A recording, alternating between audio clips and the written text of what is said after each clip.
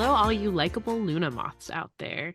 Welcome to another episode of A Little Greener, a podcast all about nature, conservation, and sustainability. My name is Casey. I am one of your hosts, and I am joined by the very likable Sarah. Hi, Sarah. Hello. That was a spectacular intro. Thank you, Casey. Well done. I had just said our topic didn't lend itself very well to any particular animal, but you just I lined was it like, up and knocked it out of the park. challenge accepted. Also, this is the first time. Ooh, I see the sunset out the window. Oh, Oh, lovely nature moment. yes. Oh, lost my train of thought. I was about to be so proud of myself for like getting back in the groove of things for podcasting. So that was about as smooth an intro that I could have asked for, and then just like went out my brain. How you doing this week, Sarah? I'm doing all right. I'm a mixed bag. I've been a little bit under the weather the past few days. Nothing major, but just not a whole lot of energy, which is kind of a bummer. Sarah, have we Because, talked about your like big thing that you're working well, I towards? was just about to say, but so we're recording every other week. So this like earlier weekend into last week was really good because we haven't said I'm training for a marathon. I'm running the Chicago Marathon in the fall and I'm very excited for it. It's a little bit too early to actually like officially be doing marathon training, but I don't run regularly. So I'm just trying to get in the habit of running regularly. And that has been going very well. And I did a 5 mile run last weekend and it was nice. And I've been doing most of my shorter runs just in my neighborhood. That has also been really nice. I think I've talked on the podcast before about how I only have mockingbirds in my neighborhood. And that is by and large the truth. It's mostly mockingbirds. But through going out on these little runs, I have spotted a few other types of birds in my neighborhood, and that's been really fun. And then I did my 5 mile run at a different neighborhood, like 10 minutes away, and there's some ponds and stuff. And I got to see so many fun nature things. I saw a glossy ibis. I saw a red-shouldered hawk that like flew right at me up into the tree, just all kinds of little fun naturey things as I've been getting outside for this. So that was really good. I think it's so cool that you can combine your passion for birding with your forays into running. Yeah, it does slow down the pace a little bit. And I've seen this, I don't know if it was a bumper sticker or a car magnet that says it says something like kind of driving, mostly birding, which made me laugh. And I sort of feel like I need to get a t-shirt that says kind of running, mostly birding Mostly. on the back. So. That's amazing. I'm 100% for that. For our listeners, Sarah has completed other marathons before, which I think is just incredibly impressive. And she's always like, well, it wasn't very fast, but like I think I'm sure you guys can attest to it too. I sure as heck have no capacity to be able to run a marathon. And so I'm always impressed by this. And I'm super excited for Sarah to be like you're training for this one. You're I like, am. Yeah. That's the because difference. I've never yes. trained for one She's before. run marathons, completed marathons. I know you object sometimes when I say you've run marathons. You completed marathons without training. It's wild, guys. So I'm so excited for you to be able to like, I don't know. That's such a cool goal and structure to add to, something aspirational like running the Chicago Marathon. So that's super cool. I'm excited to get nature time in for sure while we do it. So, how about you? Speaking of nature time, my wonderful friend Cassie gifted me a nature journal. It's a guided journal to nature. I love that so much. I know. It's called Thrive Where You're Planted, written by Andrea Jibbing. And I haven't started it in earnest. I've decided, because it goes month by month, that I'm going to like really dive in. It starts in March, but I'm going to dive in April and try and make it like part of my morning regimen because my Yeah. daughter now sleeps in enough that she's not the one always waking me up in the morning. I can Woo! sometimes get like 10 minutes to Celebrate. myself. Yeah, exactly. So it has some really wonderful like weather tracking, bird sort of observations, just writing down when you're in there, some musings on nature. So I'm excited to see all of the different things as the seasons progress. They've got like a little color wheel of, oh, what the weather is. Give a little color key and color it in. And I haven't colored in a long time, so I'm really excited about it. That's so cool. And y'all, Yeah, Casey held it up for me. It's so pretty. I it's love super it. cute. I can't wait to hear about how it goes. Yeah, we'll have to see. Maybe I can get a link to an independent bookstore that you could buy this, and if you guys can follow along too. It's Thrive Where You're Planted. So I'm very excited about this. It sounds like both of us actually have like maybe real scheduled outdoor time. Yeah, I don't know if that's happened in a while. That's exciting. it is. It's very exciting. It makes me very happy. Also, you mentioning talking about observations with the seasons, which is a thing that we've talked about on the podcast before, and I believe was one of your challenges at one point, was something to pay attention for the changing in seasons. And I did just in the past couple of weeks see, this is one of my favorite times down here where we see swallow-tailed kites around again. Really, I get, once again, I just get excited about them because they're very easy to identify. I think they're really cool looking birds. So I love when I start to see them again. So that's been another fun nature observation that I've had here. Wonderful. The our outstanding challenge of spending time in nature sounds like it's going to be more and more completed. We almost Yes, never do our I homework on know. time. Hey, but we Speaking of, did. we did, we Yeah. both did. We did our homework from our last episode, which again, y'all don't have to listen to these in order, but we do give a challenge every episode and try to just check in with each other on it, usually in the next episode. So last time we talked about the North Atlantic right whale, and you gave some challenges, Casey. Our challenge that we kind of gave to ourselves was to look more into the idea of a certification and to see whether that was something that was an idea that had been had or something that was in progress at all in terms of sustainability for lobster, particularly here in the United States and Canada, talking obviously specifically with the North Atlantic right whale, that being their habitat. So you and I both looked into this a little bit. Do you want to explain sort of what we did separately Yeah, and what we found? totally. You have a little additional piece, but our go-to for sustainability in seafood is seafoodwatch.org. Highly recommend. They have so many amazing resources, and basically they rate seafood options based on where they're from, like what area is in the populations, the method of fishing, and like the sustainability around it. And so we looked up American lobster because there are different types of lobster. I don't know that I even really like I should have thought about that, but I didn't. And they have ranked different populations, like things from southern New England to Maine to parts of Canada. And the summary that they have here is that you should avoid American lobster that are caught in the US and Canada. And that some American lobster fisheries may be certified by the Marine Stewardship Council. And oftentimes the recommendations sort of line up between Seafood Watch and Marine Stewardship Council. However, the fact that they disagree is pretty telling that Seafood Watch has additional issues. And when you dive into the recommendations, they specifically cite the entanglement of North Atlantic right whales in lobster pots in these populations. So there currently is no, according to Seafood Watch, sustainable option. Now, in addition, they'll list some of these populations are not well documented of the lobsters. Some of these populations may be threatened by disease, but the sustainability of the populations themselves are not the key issue. It's the whales. So there are other options. You could buy California spiny lobster that's caught in California or in Florida or in Mexico, and then Norway lobster caught in the UK, specifically using traps, or at France with bottom trawls. And that's their recommendations versus our American lobsters. Yeah. I thought that it was really nice how they laid that out, just sort of specifically American lobster caught anywhere in this vicinity. No. And you can look at the scores and like how they sort of ranked that.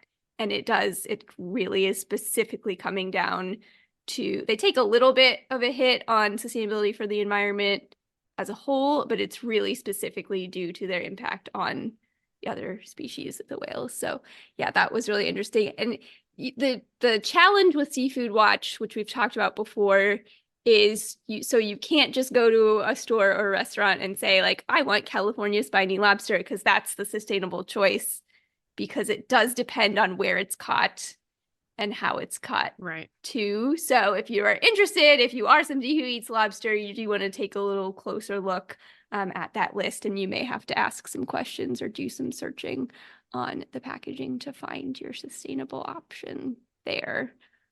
And Sarah, you noted that you did find conversation around whale safe Yeah, lobsters. I didn't do a whole lot of further digging, but I did come across this is the website is just Maine Public, Maine like the state, MAINE, mainepublic.org. And there's an article from back in 2019, the headline being Maine lobstermen skeptical of proposal to tie whale safe seafood label to use of new fishing gear. And the article does go through a lot of what we talked about in the last episode in terms of our discussion of people maybe being interested in paying more for a sustainable product. Conservation organizations arguing that, yes, that's the case. We have the data to show that that is the case in other instances, versus the lobster industry sort of just saying, oh, we don't think this is necessary. We don't necessarily think that it's unsafe now, basically, it being sort of the pushback there. So it certainly is an idea that has been floated, but doesn't seem to have taken hold yet. It's interesting. I'm definitely curious to see kind of what the future holds Mm-hmm. for like innovations in that industry, but we've talked about some of them last time. I had fun with last episode. Listen to it if you haven't. Yeah, I think it's sort of inevitable, personally. Yeah. I think the change will come, and hopefully it will come soon enough for the North Atlantic right whale. So this week, Casey, we are changing gears completely from the seas to the skies. You gave us a wonderful clue with our Luna moth introduction, but we are going to be talking about the moon in terms of the upcoming eclipse, which by the time you're listening to this episode, if you're listening in North America, this is probably days, if you're listening to it on our release day, before a part of North America experiences a total solar eclipse. So this was actually suggested by our friend Kristen, who is a friend to the pod and co-hosted a bunch of episodes last summer. So thanks, Kristen. This was a really fun suggestion.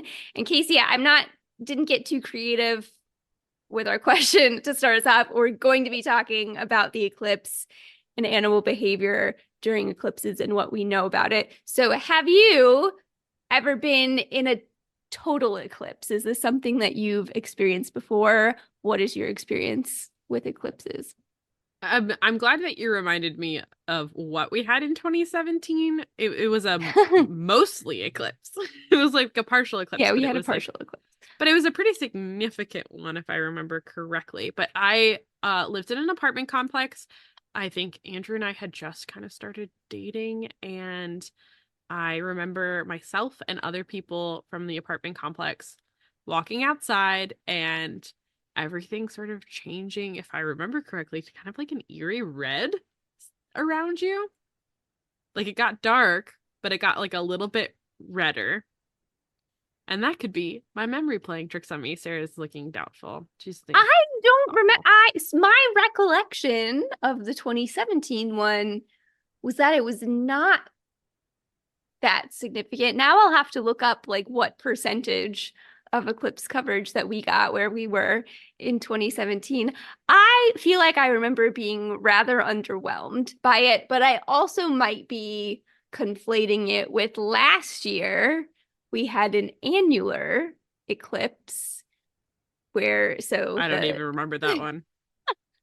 the sun was not totally blacked out. I just remember going outside and you could like stand with a colander or something like that facing away and Okay. hold it up, and you would see like the crescent shaped shadows instead of the holes, which I still don't quite fully understand how that works. But yeah, I've never experienced totality that I can remember. So I'm a little sad because after reading and researching this episode, I'm sad that I'm not going to see it because two previous cities that I've lived in, I said that wrong. You know what I mean? Two cities that I've lived in Yeah. previously are in the path of totality, and I did not make any plans to travel for this thing. And initially I was just kind of like, oh well, whatever, it's not that big a deal. And now I'm like, dang, I'm really sad I'm gonna miss this. The last one I remember all the kind of the charts coming out being like the next one is the big one, it's in 2024. I was like, great, because it wasn't like I was sort of still expecting to potentially live in that city. Uh-huh. And yeah, now I'm outside of the range, I believe. Yep. But Yeah. I'm still excited. I like it. It got like kind of dark. It got like the sun got kind of red. Yeah. And yeah, that's what I remember. Well, we are going to talk a little bit about eclipses, what we see in the natural world in relation to eclipses, what we know about how animals act and respond. And I think it'll be a pretty fun time. So stick around for our discussion on animal behavior in eclipses.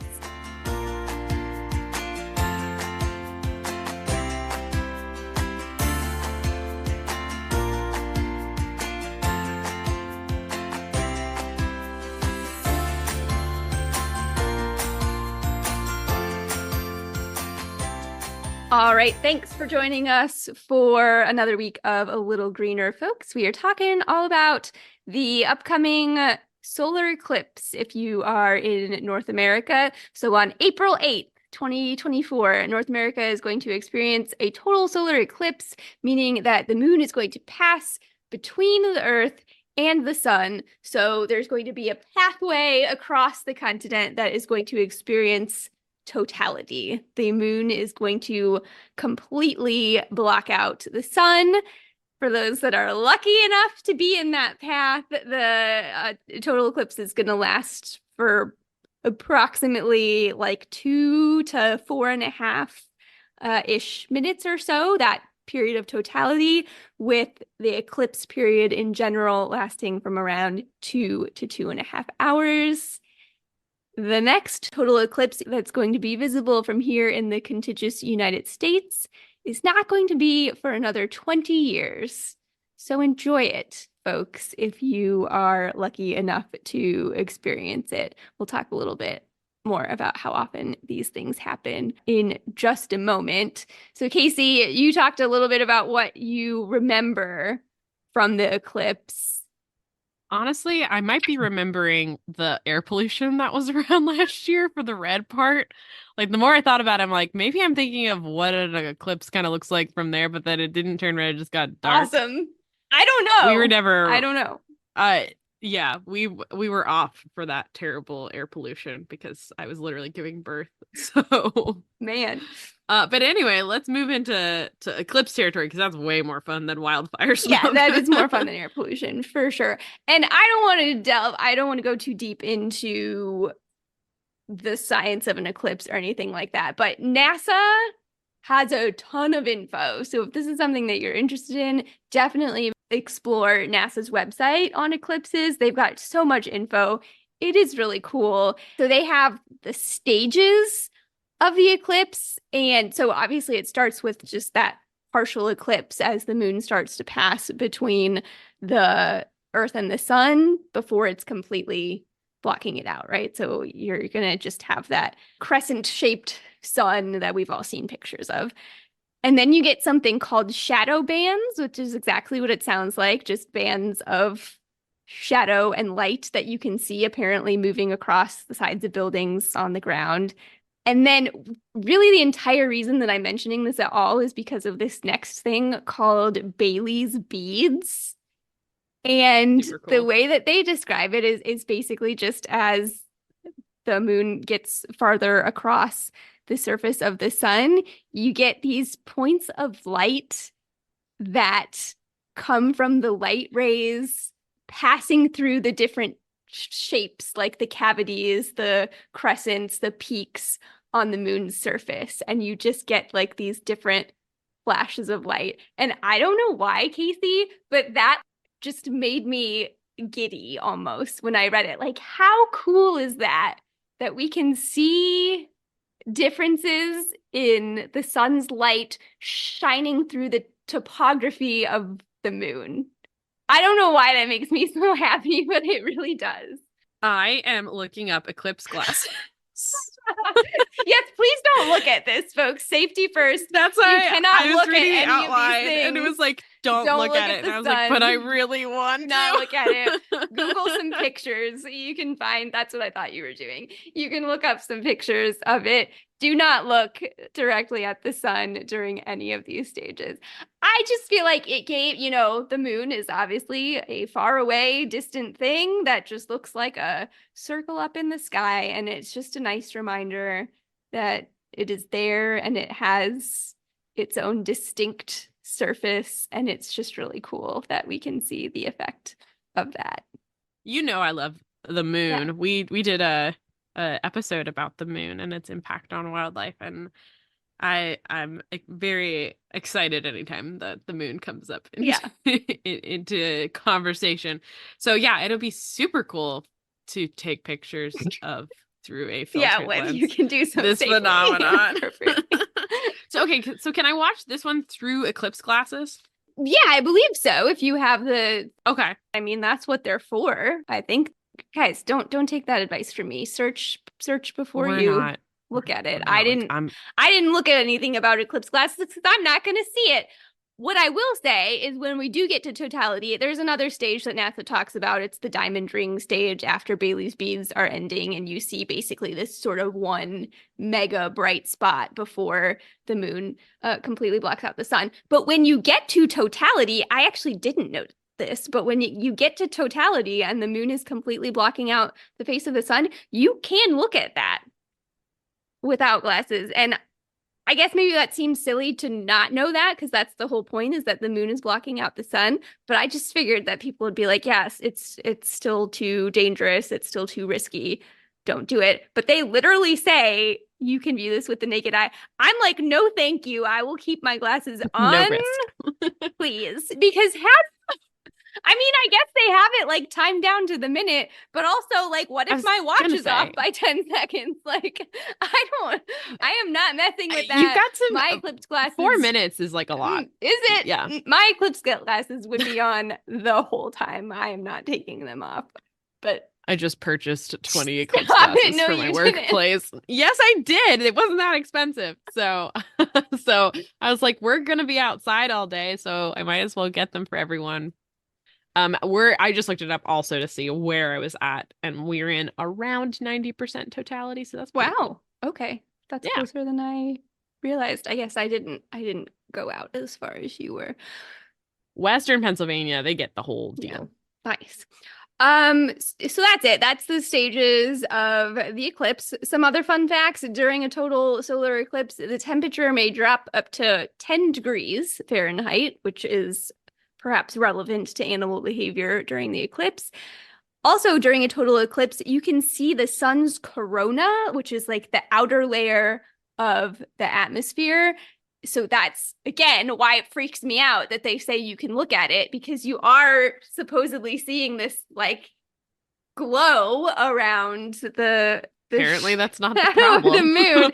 And that is one of the things that scientists will study. That's one of the things that they will look at when we have the opportunity with a total eclipse.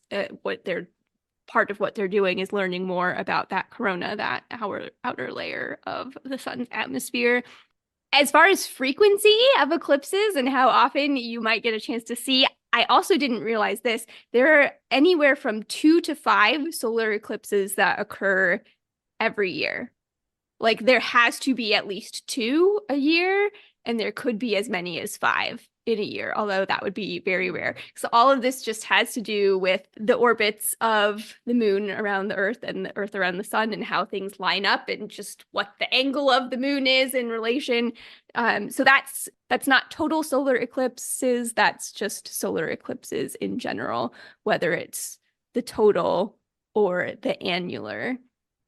And the annular solar eclipse just happens when the moon is a little further away from the Earth in its orbit Right. when they line up, because then it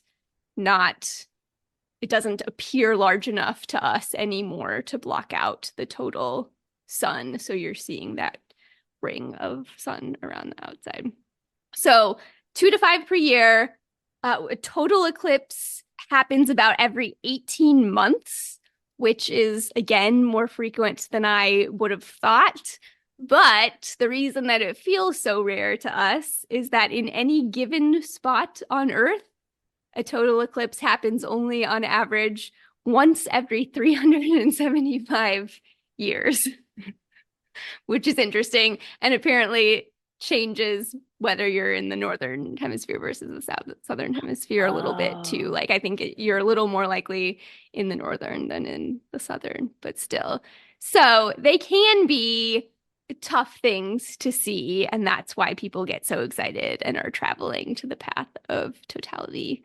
So, Casey, my question for you as we kind of get into the impact on animals during an eclipse and the response of animals during an eclipse, why does this matter, do you think? Like, why should we even care? Why should we be interested about what animals do in an eclipse? Or should we? Do you think it matters?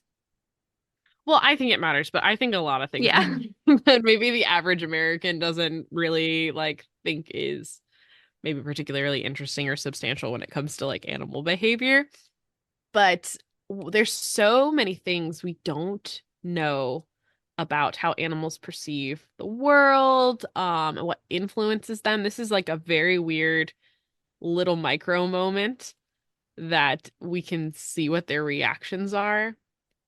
That being said, in the grand scheme of things we don't know, perhaps knowing what they do during an eclipse is not like the most pressing information, but it's fun that we get to do it. Yeah.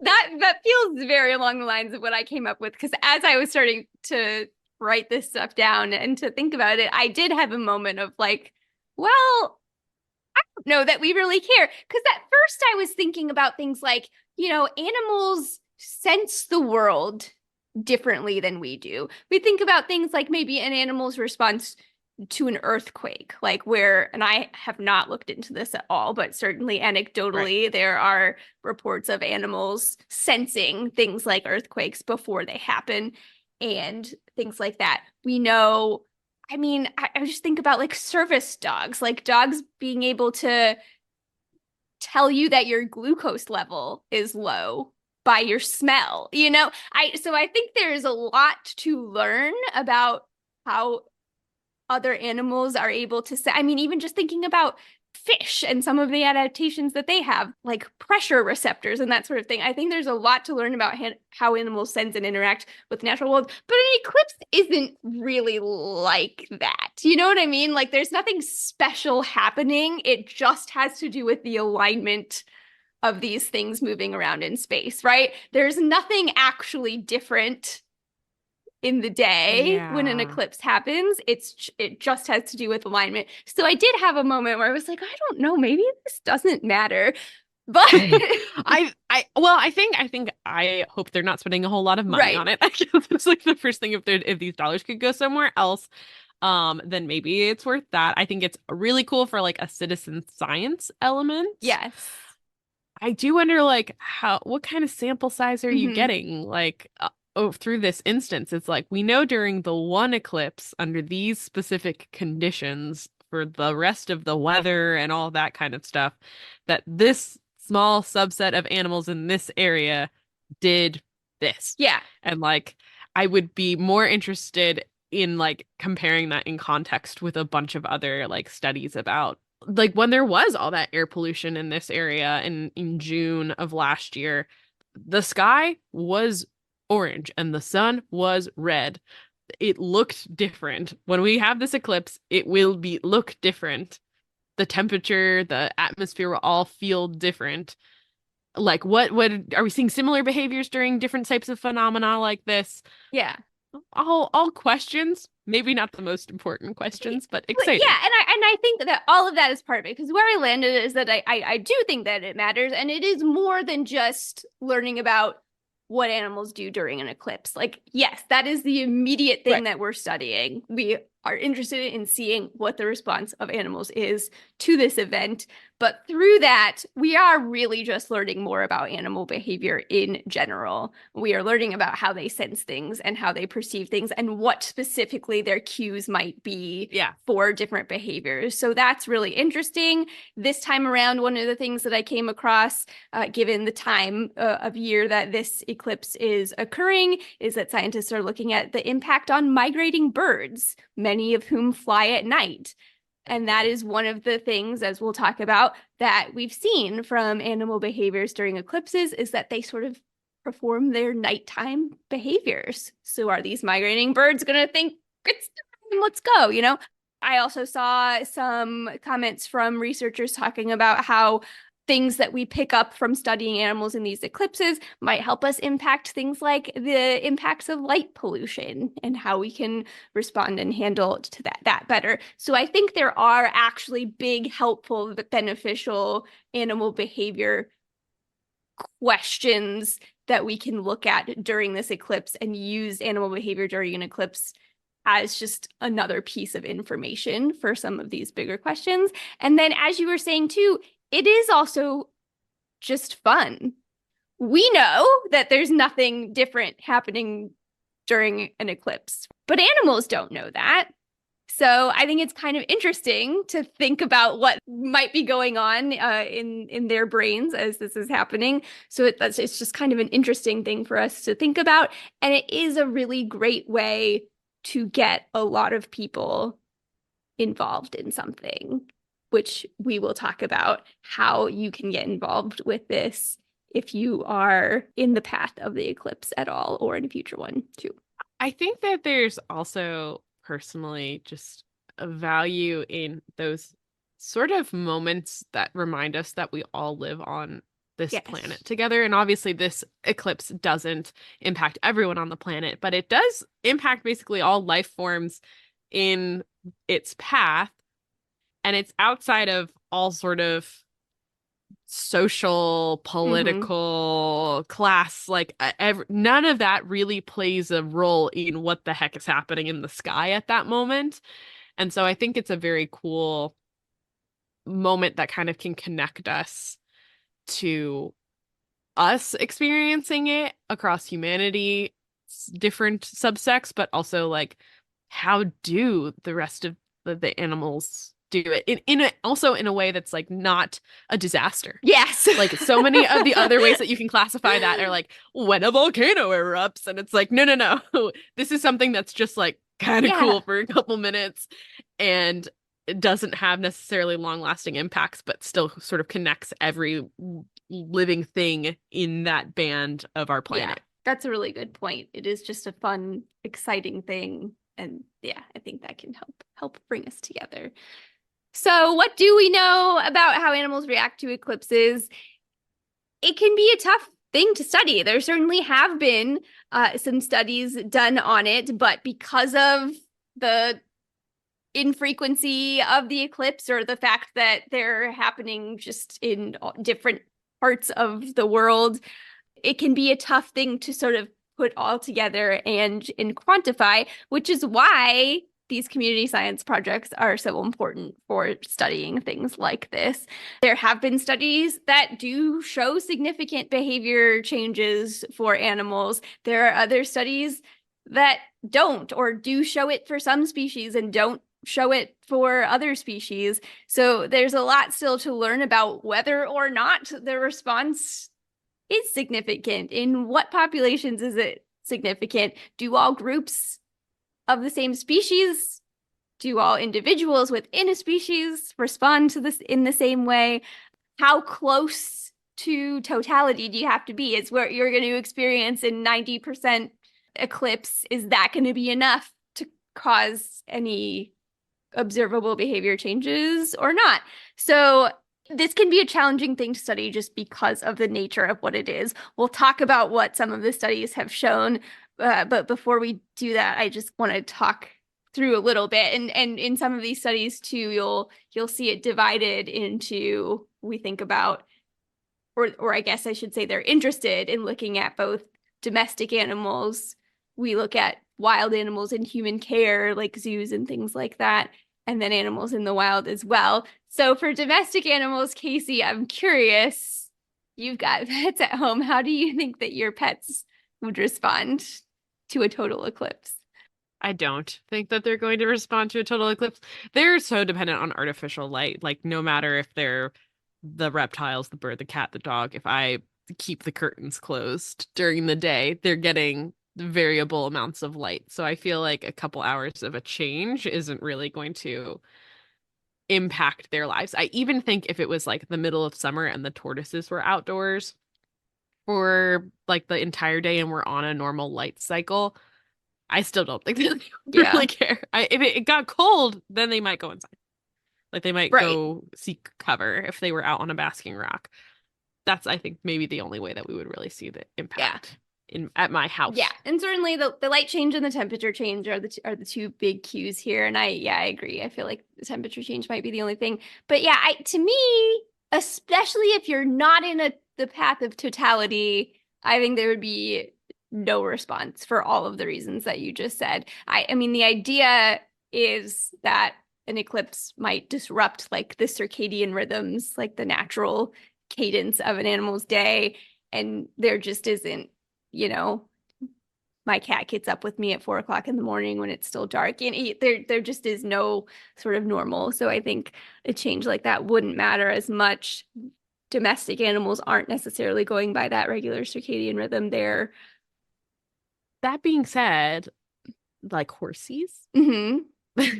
would they, because they're outside all the time, like would they have a different Potentially, and reaction like yeah, there livestock? have been some studies looking at horses, I think both domestic and feral horses too. So yeah, I'm sure it depends on what kind of environment, is a stabled horse is going to have less of a response to a horse that's out on pasture all the time. But I think, yeah, so basically the idea is that these domestic animals are just so much more dependent on us for their cues and not just the environment. So you're not likely to see as much of a response there.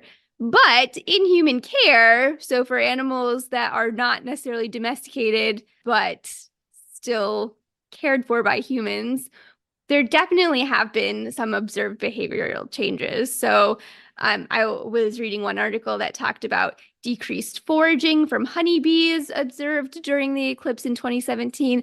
And then a lot of the info that I found was coming from a study done during the 2017 eclipse from researchers at North Carolina State University, and they did observations at the Riverbanks Zoo in South Carolina and observed a number of different species and their behavior changes. Their study, which we'll have linked to in the show notes, is called Total Eclipse of the Zoo. Which I thought was Excellent. fantastic. Total Eclipse of the Zoo, animal behavior during a total solar eclipse. So they cited a number of different things. They saw behavior changes in animals anywhere from Galapagos tortoises, which was a really interesting one, actually. And they categorized this as just like an anomalous behavior. Probably. They started mating, and they Yeah. don't know why. That was a behavior that they were not expecting to see. Giraffes running around, which has been observed both in the zoo and in the wild. They categorized this as more of like an anxious or a fear response. They heard some unique songs being sung by the siamangs, a type of gibbon, and the noises that they make is referred to as singing. So different families will kind of have their own unique songs that they sing. And so they heard some different songs from the siamangs than what they would normally see. Flamingos taking shelter, and the rainbow lorikeets sort of doing their entire evening and morning routine. And that's just a handful. They mentioned some other things in this study, but that's kind of a good selection because you do have a few things like we talked about, animals sort of acting like, oh, it's getting dark, it's nighttime, or potentially, oh, it's getting dark, a storm is coming, for something like the flamingos taking shelter.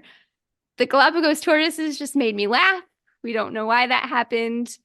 And the giraffes I don't know. I guess a fear response, but it's funny to me. So that like that's a funny one to me. Giraffes are, from the people that I know that have worked with giraffes, they seem to be very skittish and very routine Yes. oriented. And anything that's out of place from their routine will throw them off. But it does seem funny to me that they would respond this way because, like, it does. If I were an animal, I feel like if the sky gets dark, I am either treating it as it's bedtime or it's a storm. And Right, so I right. I don't think understand I the yeah, response of, categorizing it as a fear response when the other animals seem to take it as it's getting nighttime, like the lorikeets, for example, in this, implies that the giraffes understand that this is not the right time for it to be yeah, getting dark, and it's a problem. yeah, which is interesting. So, or although question, I guess you said that they saw this out in the wild too, because I do wonder for like a giraffe who lives at a zoo and a lot of times they're like brought inside for the night if it was getting dark, if they were like, why am I Right, outside still while it's right. dark? Like maybe that's what it was, is like more of a location confusion based on time. But yeah, wow. Well, guess what? My husband will have access to see some of these animals during this time period, not during a total eclipse Yeah. because we're in the But well, partial but zone. that's But important too. We want to know yeah, how dark does it have to get? How significant does the change have to be? What are they I'm giving him perceiving for? homework. Excellent. Sorry, Andrew. I know I if I know him, he will be also interested. So, I uh, have enough eclipse glasses for him, so it's fine. oh gosh, just remember to research the safety before you use your eclipse glasses. Don't look at the sun based on my recommendation.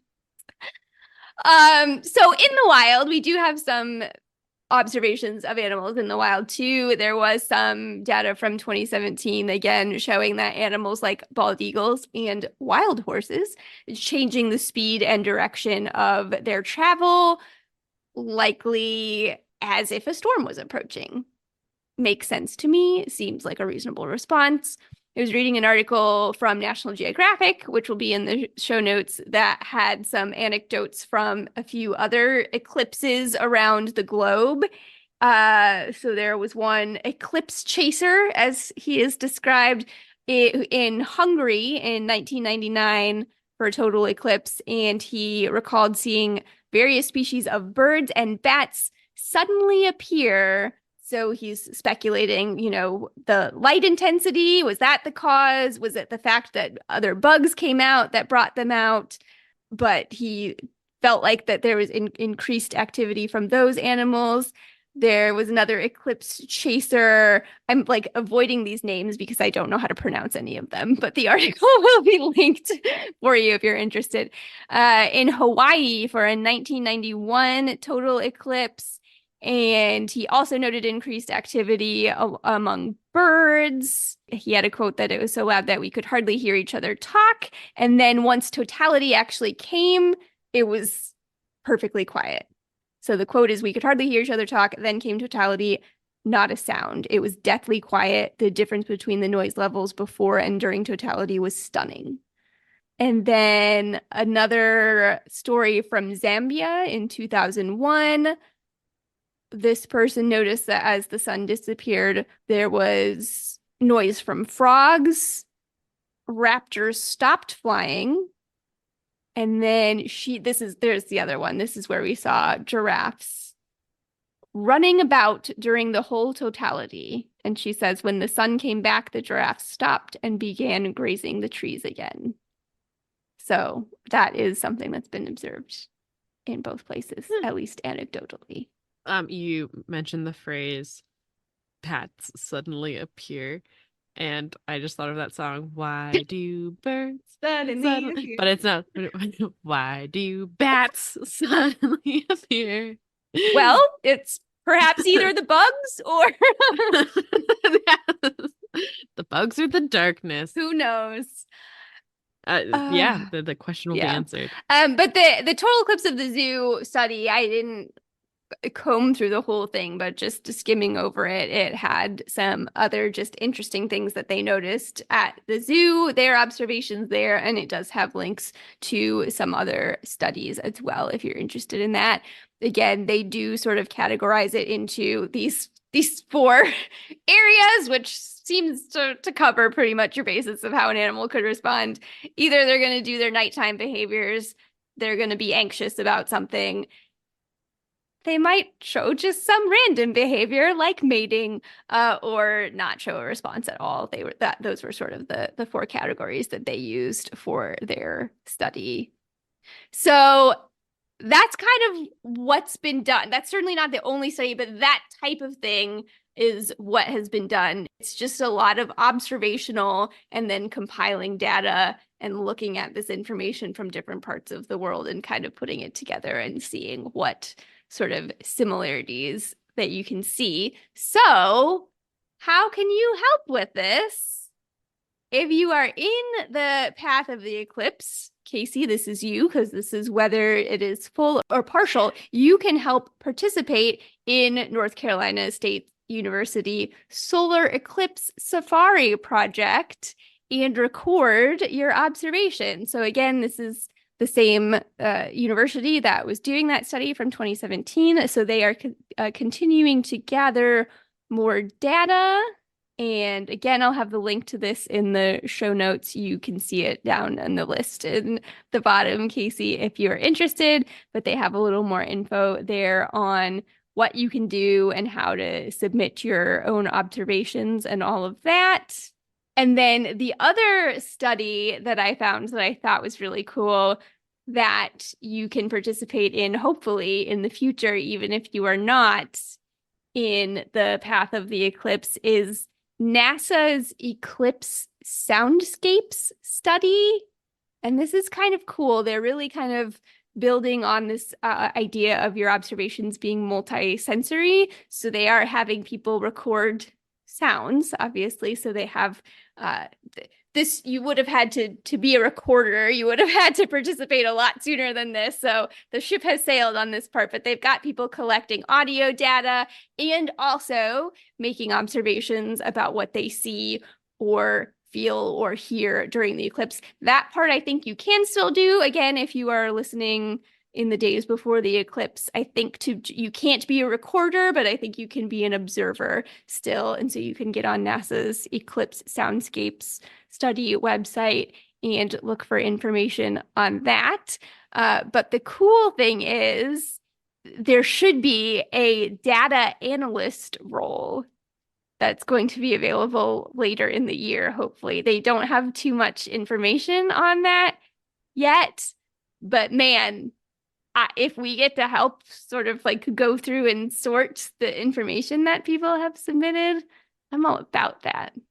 That sounds fantastic. And you can do that from wherever you are. So I would just say keep an eye on that. And if you want to be a data analyst for NASA for their eclipse study. Yeah, put that on your resume. Very cool.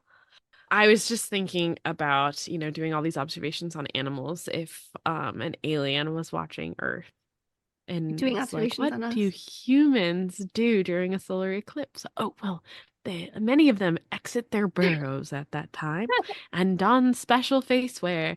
They look up at the sky and they become quiet too, just sort of quietly talking to each other. And then when it's over, they all go back to their burrows. Yep. I wonder how they would interpret that data. It's a great question. Well, one day have to ask them. Wow. Well, on that note, Yeah.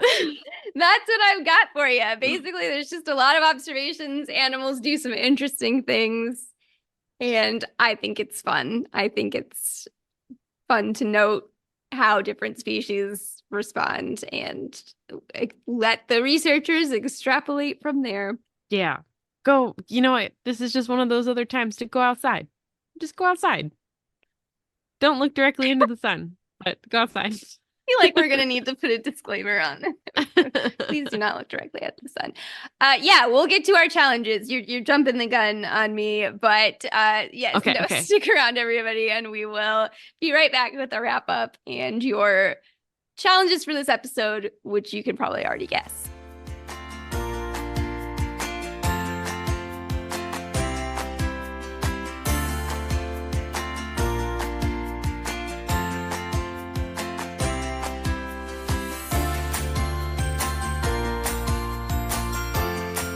All right, thanks for listening, everybody. We hope you enjoyed this fun little foray into what animals do during a solar eclipse.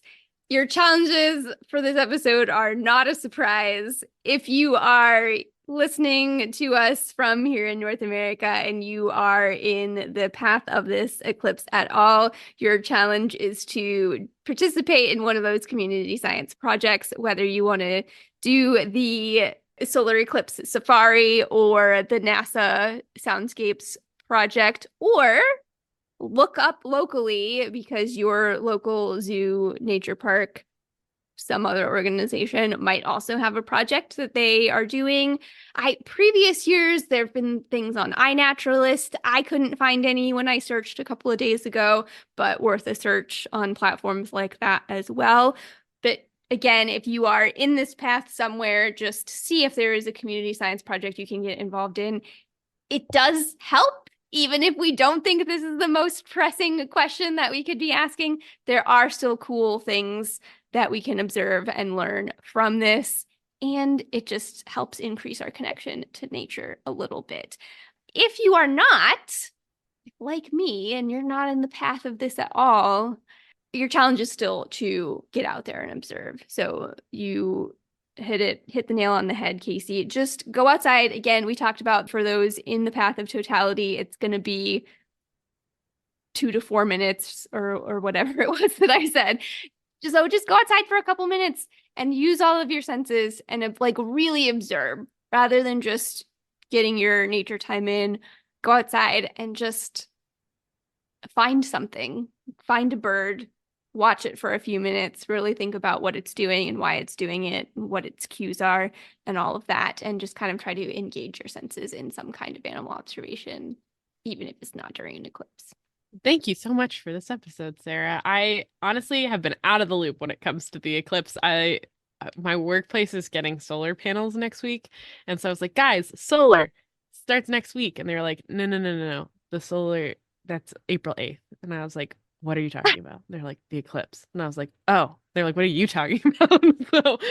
So I've been so far out of this loop that I am very glad. I feel very well informed now. And I'm excited for it. And now I have eclipse glasses coming in the mail. Amazing. Sarah, if people want to report their data to us and give us their anecdotal experiences, how can they do that?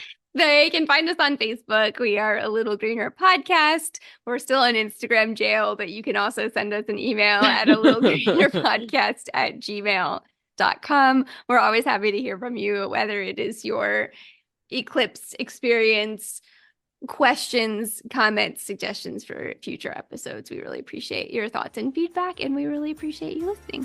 And we will talk to you in 2 weeks. Bye.